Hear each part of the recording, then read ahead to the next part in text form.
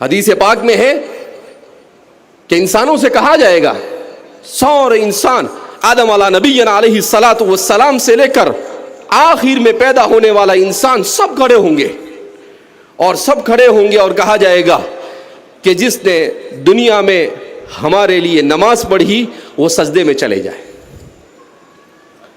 حدیث میں ہے کہ جنہوں نے واقعتاً اللہ کے لیے نماز پڑھی ہوگی وہ سیدھے سجدے میں چلے جائیں گے، اور جنہوں نے نمازیں نہیں پڑھی ہوگی یا جنہوں نے نماز خشوع اور خضوع کے ساتھ نہیں پڑھی ہوگی وہ سجدے میں جانے کی کوشش کریں گے، مگر ان کی پشت کو تخت کی طرح سخت کر دیا جائے گا۔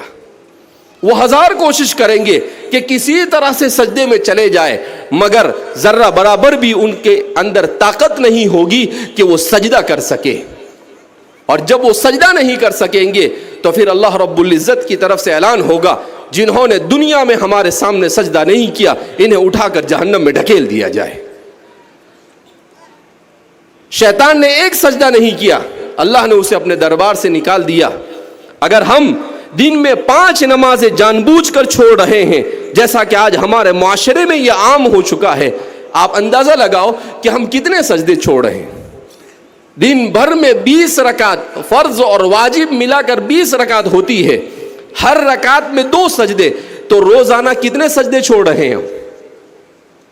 شیطان نے ایک سجدہ نہیں کیا، اور ہم کتنے سجدے چھوڑ رہے ہیں؟ 40 سجدے۔ کتنے؟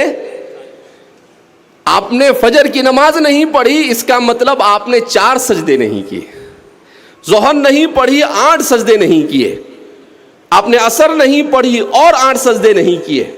آپ نے مغرب نہیں پڑھی، 6 سجدے نہیں کیے۔ آپ نے عشاء نہیں پڑھی، 8 سجدے نہیں کیے۔ آپ نے وتر نہیں پڑھی، 6 سجدے نہیں کیے۔